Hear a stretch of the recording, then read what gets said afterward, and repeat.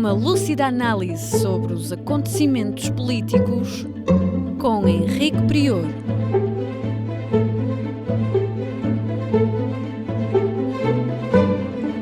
Política impura, na Rádio Transforma. Sejam bem-vindos a mais um Política Impura na Rádio Transforma, no YouTube, no Instagram e noutras redes sociais. Iremos falar da Covid na Europa e no mundo, mas particularmente em Portugal, das consequências económicas da pandemia, das eventuais transformações que a pandemia irá causar no mundo e, finalmente, dos escândalos que continuam a assolar o Brasil uns a seguir aos outros. Falamos então da pandemia em Portugal. Portugal está a passar um período terrível de pandemia, com os hospitais a abarrotar de doentes, com ambulâncias a fazer fila à espera de vez para deixarem os doentes nos hospitais, com a hipótese, inclusivamente, de se enviarem doentes para o estrangeiro. Interrogamo-nos porque é que isto terá sucedido. É óbvio que sucedeu, em grande parte, pelo desconfinamento ocorrido no Natal e Ano Novo e, posteriormente, inclusivamente, porque, mesmo depois de haver decisões de confinamento, as pessoas, aproveitando o sol, continuaram desconfinadas e a passar tempos enormes na rua, juntas umas com as outras e sem máscara. Ora, isso levou a níveis elevadíssimos de contaminação da população pela Covid. Por outro lado, aquilo que se verifica é o aparecimento de uma nova estirpe, a estirpe inglesa, e eventuais outras estirpes, a estirpe sul-africana, e estamos com receio que apareça agora a estirpe amazónica. Mas relativamente à estirpe inglesa, ela, neste momento, já é 50%, pelo menos, se não mais, dos tipos de vírus que estão em disseminação em Portugal, e essa estirpe é particularmente rápida na sua propagação e particularmente letal. Ora, face a tudo isto, aquilo que se devia ter feito era aquilo que eu já há meses tenho vindo a sugerir. Identificar os locais de maior contaminação, isolá-los completamente, pôr os contaminados de quarentena. Infelizmente, nem o Governo, nem a Comissão Europeia tomaram essas decisões. Só agora é que a Comissão Europeia propôs que lugares onde o número de infectados por 100 mil habitantes fosse igual ou superior a 500, que fossem isolados e as pessoas obrigadas a ficarem de quarentena, as pessoas infectadas obrigadas a ficarem de quarentena. É tarde demais e a Europa tem estado a sofrer demasiado por isso. A sofrer em número de mortes e a sofrer na economia. Ora, isso era parcialmente evitável. Não totalmente evitável, vamos lá ver. Não totalmente evitável. E não totalmente evitável por uma razão muito simples. É que os europeus não vivem numa sociedade altamente vigiada, altamente controlada, como os cidadãos orientais, particularmente os chineses, quer da China continental, quer de Taiwan e inclusivamente em Hong Kong, em que as pessoas são altamente controladas, altamente vigiadas. Repare-se que na China continental existem 200 milhões de câmaras de vídeo para controlar as pessoas. As pessoas nada fazem sem serem controladas, inclusivamente há o controle por drones, para saber para onde é que as pessoas infectadas, eventualmente, se estão a cumprir a quarentena ou, pelo contrário, se saem de casa. Por outro lado, os registros de saúde dessas pessoas estão todos centralizados e, inclusivamente, as operadoras de telecomunicações e de internet são obrigadas a fornecer ao Governo Central as informações sobre as pessoas, sobre os movimentos das pessoas, inclusivamente, sobre os contactos das pessoas. Ora, tudo isso permite um controle enorme do Estado. Infelizmente, os cidadãos dos países orientais, particularmente da China, conformam-se muito com esse controle estadual da vida, da sua vida pública e da sua vida privada, inclusivamente. O que não sucede nas sociedades ocidentais, que prezam muito a liberdade, felizmente prezam muito a liberdade, e que as pessoas não aceitam a intervenção do Estado na sua vida privada, em que o Estado é sancionado se intrometer na vida privada das pessoas, se partilhar dados que não são suscetíveis, não são legalmente suscetíveis de ser partilhados. Tudo isso é prejudicial em termos de controle da pandemia para o Ocidente, mas é essencial em termos de liberdade. Ora, essa liberdade que o Ocidente tem, não a tem a China, e isso facilitou o Oriente. A China, falamos da China, mas podemos falar também da Coreia do Sul, que tem os mesmos métodos, do Japão, de Taiwan, de Hong Kong, até do Vietnã, que tem métodos idênticos. Ora, com esses métodos conseguiram diminuir altamente o número de infectados e de mortos. Por outro lado, os ocidentais têm uma relutância enorme em usar máscaras e, curiosamente, as máscaras que usaram durante muito tempo não eram eficazes.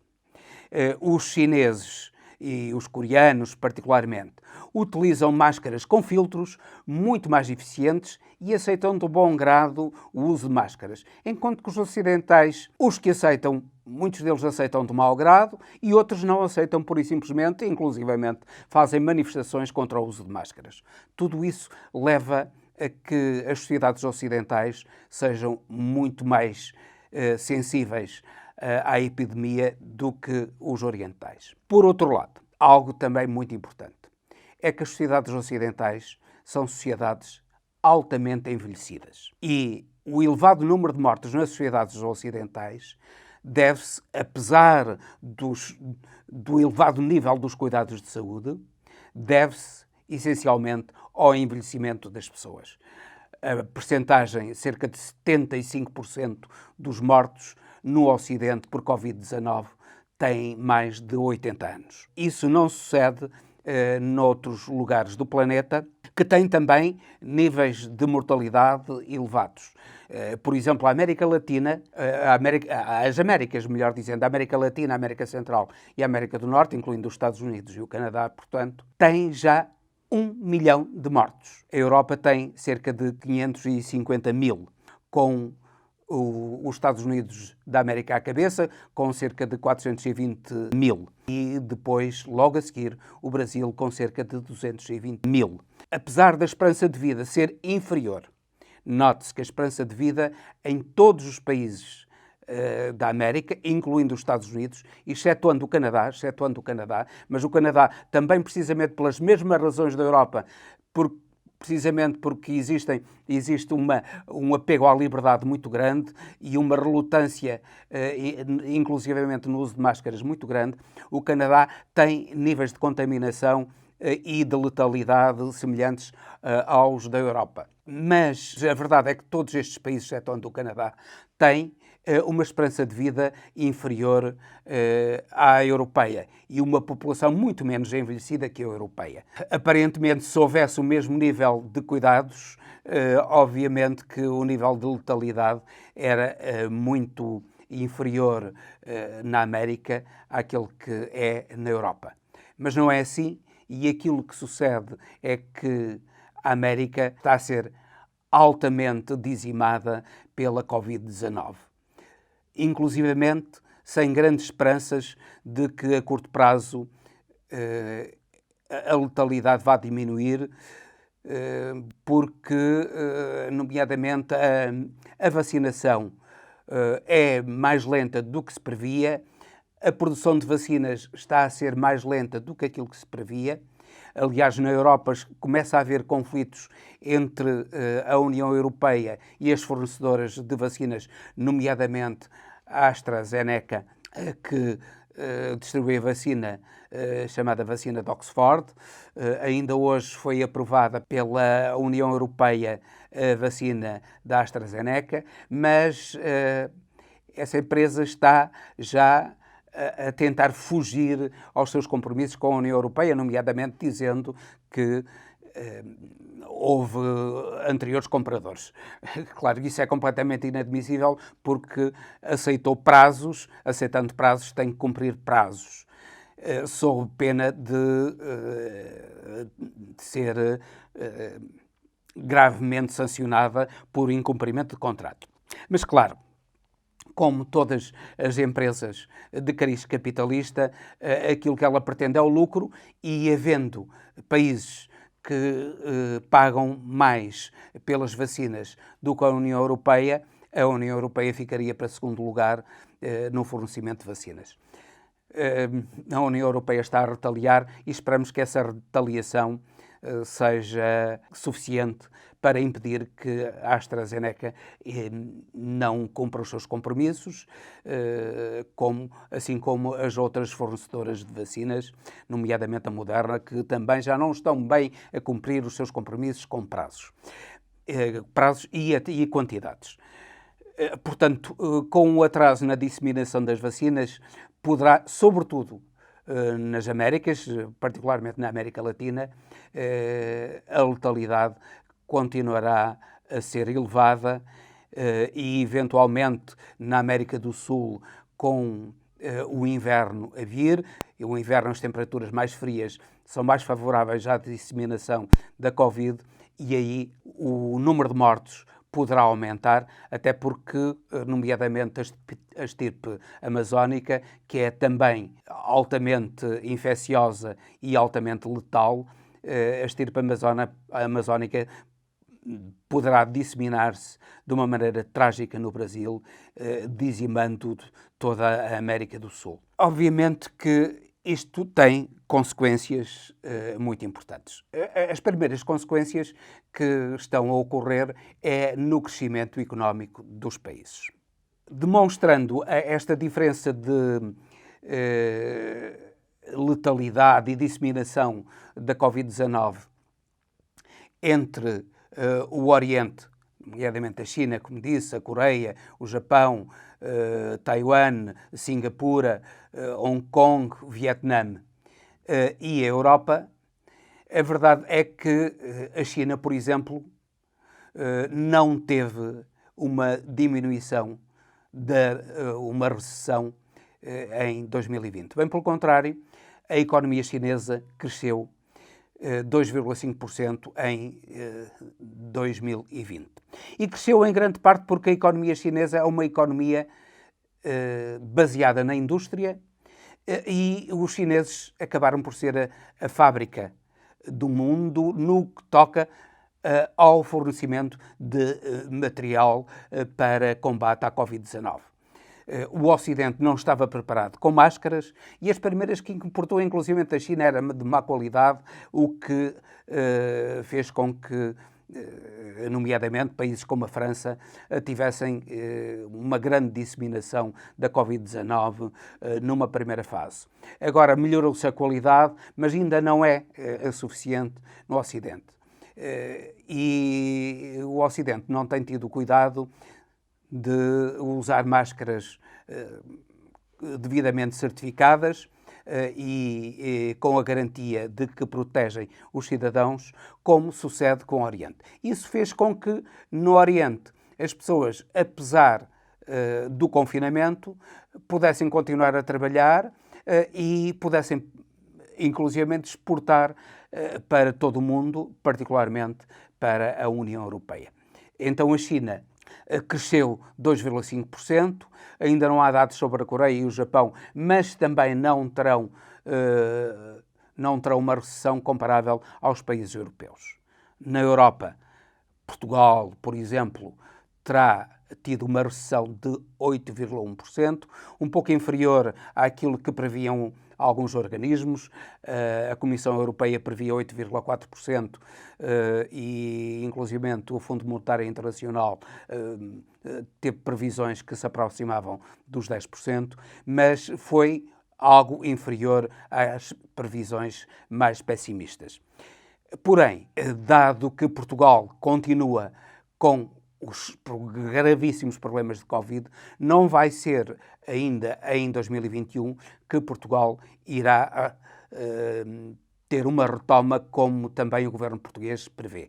O governo português previa uma retoma de cerca de 5,9%, mas essa retoma que certamente irá acontecer porque os portugueses estão a ser vacinados, a economia que neste momento está confinada, mas vai abrir-se dentro de algum tempo.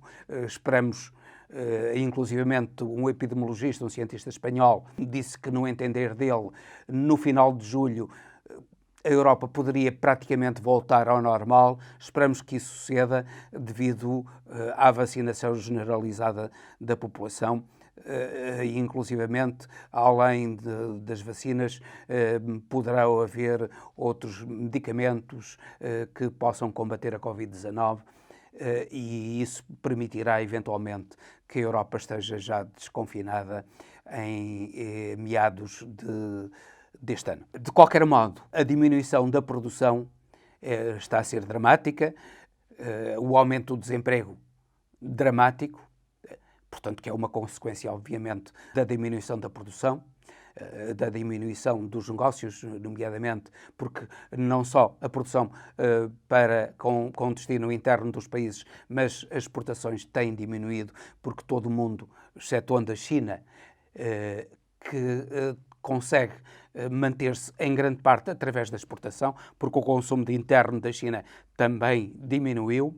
A verdade é que, no que toca aos países europeus, o consumo interno diminuiu, as exportações também diminuíram, quer em França a queda do produto interno bruto é de cerca de 8,4%, em Espanha de 11%, algo dramático para Portugal, porque a Espanha é o nosso maior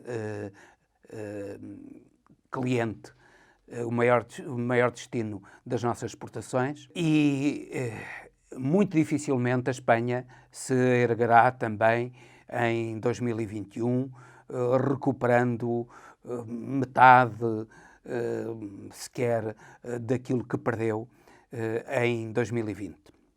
Portanto, as dificuldades do Ocidente em termos económicos são evidentes.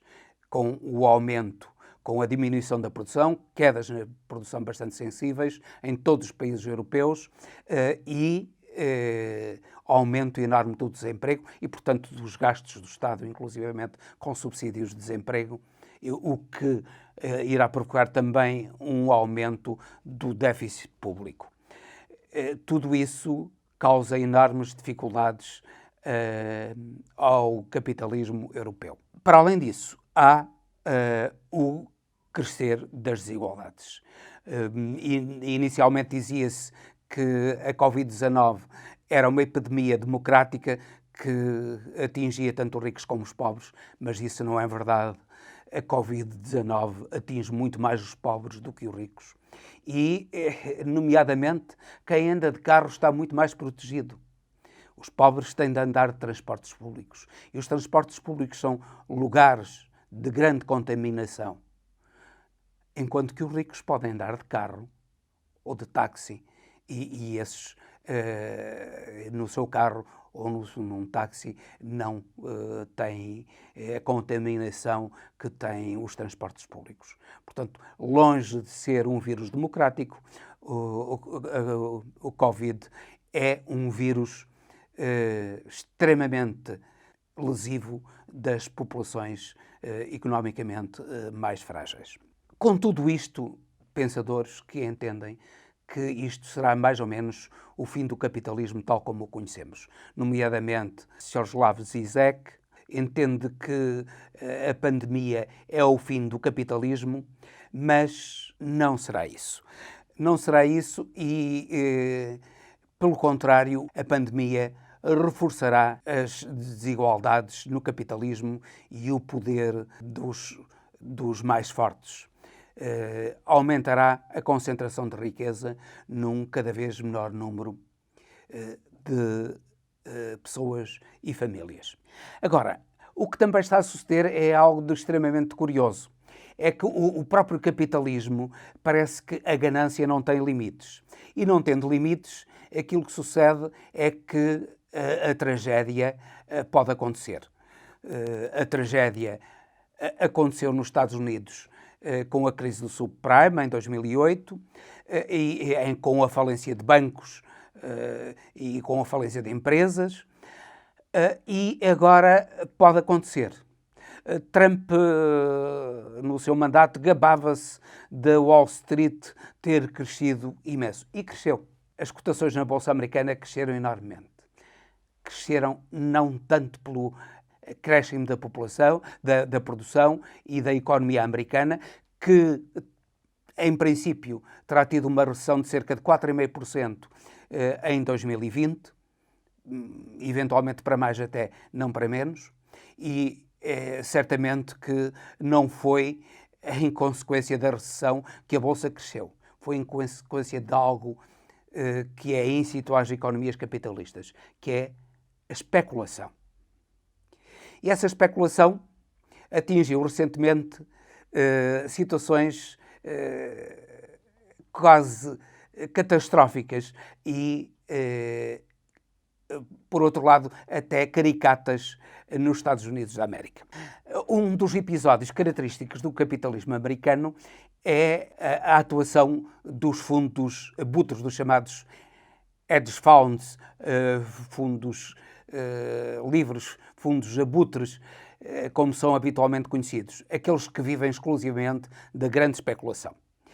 E aquilo que sucedeu foi que uma empresa que vendia jogos para computadores, que na realidade estava falida, ou tecnicamente falida, foi objeto de um ataque especulador de dois desses fundos abutres, particularmente um deles. Um desses fundos abutres jogou na queda das ações.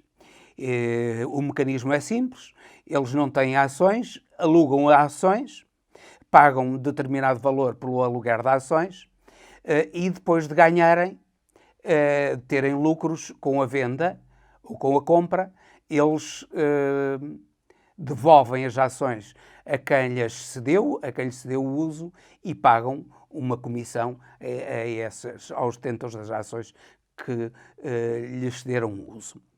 O que é que sucedeu? É que um desses fundos investiu na especulação nessa empresa de jogos. E o que é que sucedeu?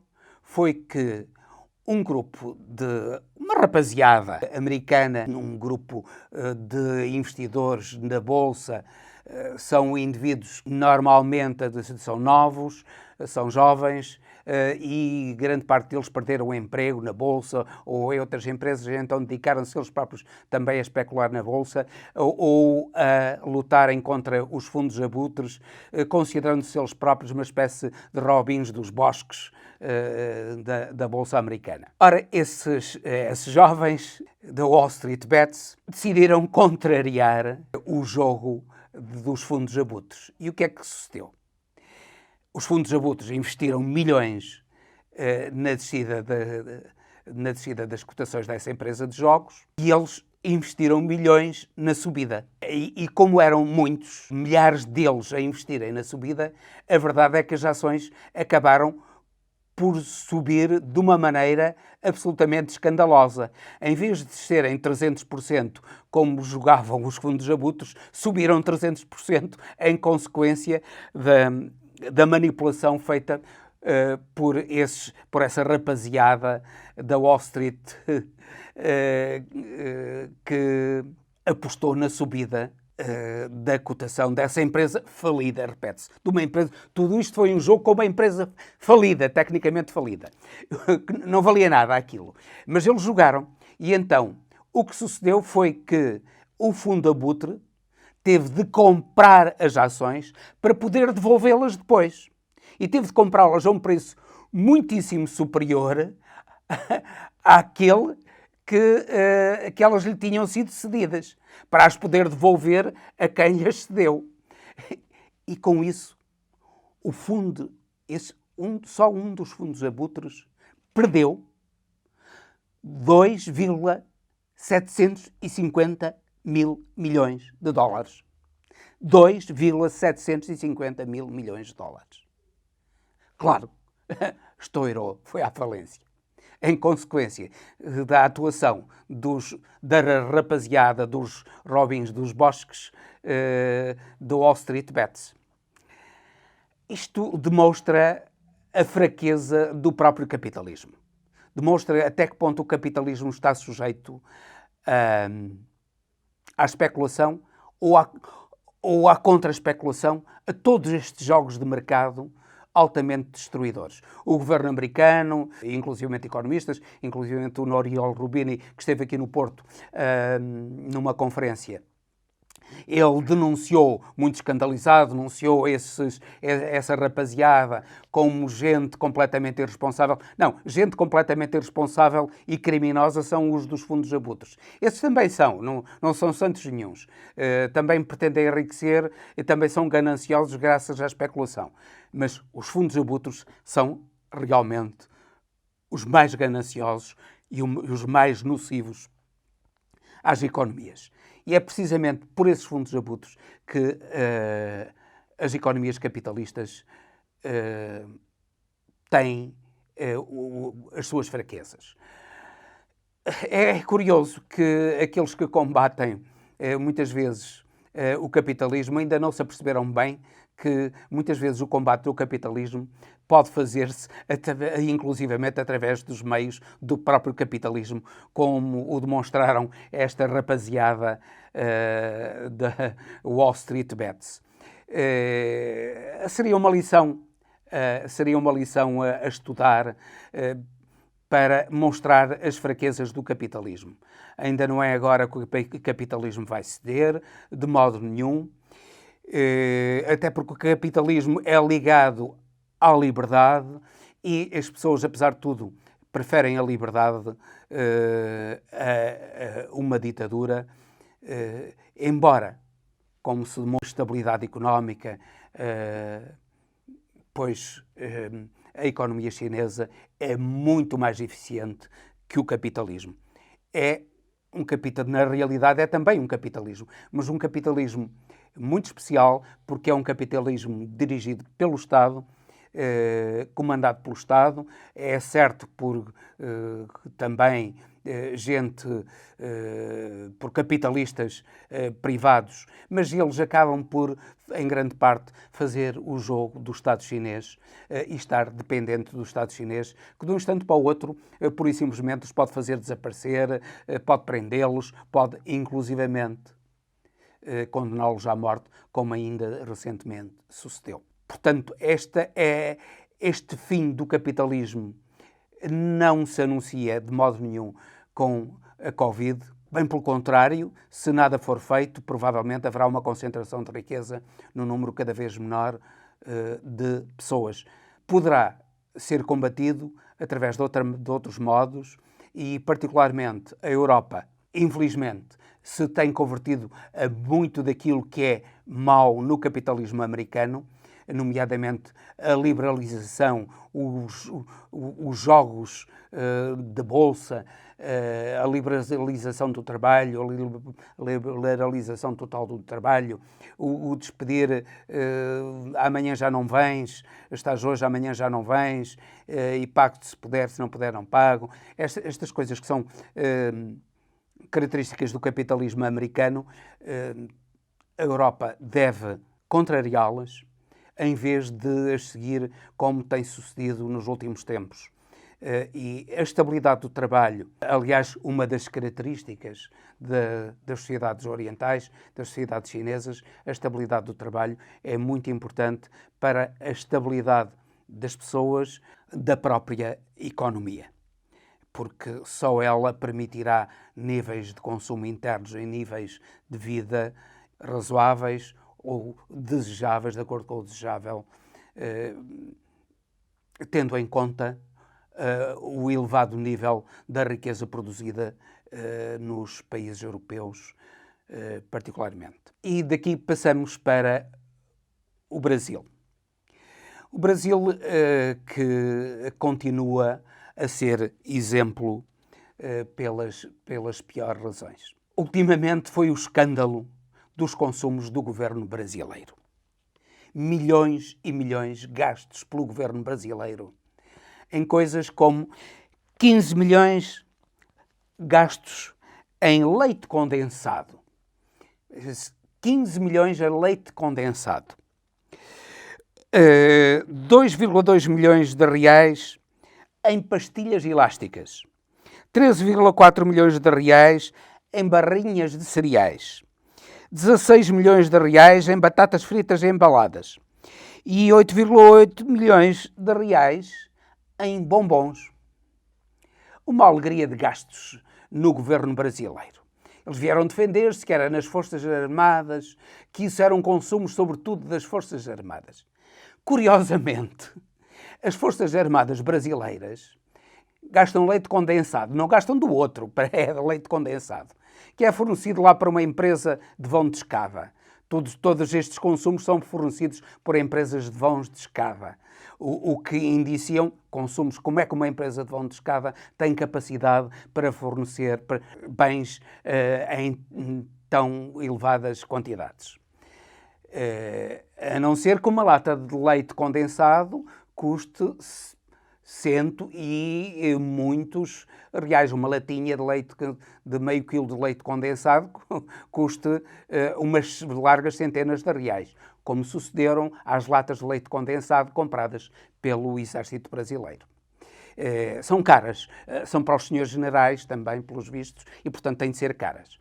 Agora, o que espanta são os gastos em pastilhas elásticas, barrinhas de cereais e bombons. Curiosamente, não há gastos em pão. O Exército, o Governo e o Exército Brasileiro não consomem pão, consomem pastilhas elásticas e bombons. Há um grande problema de saúde pública que se anuncia no Brasil. O Exército Brasileiro vai morrer com diabetes de certeza absoluta.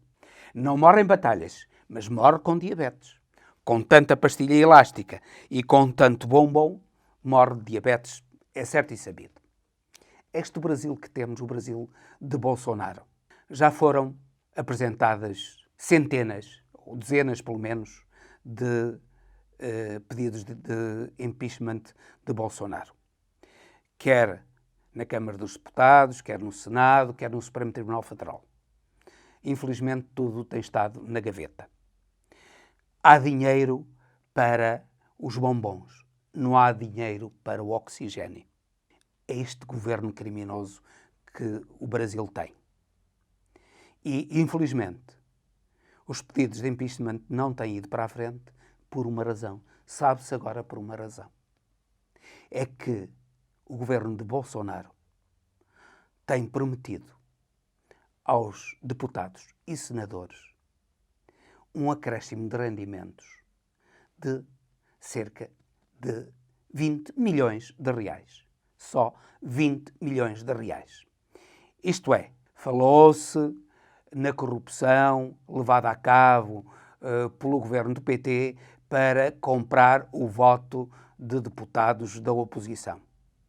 Agora, pelos vistos, ninguém é falado, ninguém é denunciado, ninguém é julgado por estas ofertas de 20 milhões de reais de acréscimo de rendimentos de deputados e senadores. Infelizmente é isto que temos, um governo criminoso, um governo corrupto e deputados e poderes corruptos. Que esperança poderá haver para o Brasil? Esperamos que a mudança do Presidente da Câmara dos Deputados permita que qualquer pedido de impeachment seja submetido e que haja uma votação suficiente na Câmara dos Deputados e no Senado e depois no Supremo Tribunal Federal, uma votação capaz de pôr na rua esta vergonha que é o governo de Bolsonaro. Um governo que depois de ter um comportamento criminoso corrupto nestas compras e ainda, inclusivamente, insulta a oposição e insulta a comunicação social. Esperamos que, em breve, com a eleição do novo Presidente da Câmara dos Deputados, que o impeachment siga e o Brasil se veja livre dessa epidemia chamada Bolsonaro e o seu governo. E com isto despeço-me com amizade, até ao próximo Política Impura, pedindo-lhes que partilhem, que ouçam este programa até ao fim.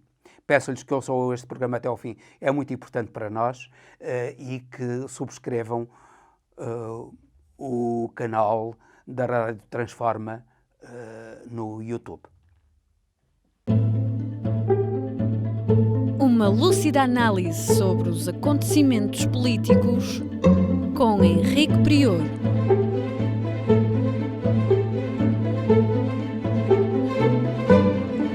Política Impura, na Rádio Transforma.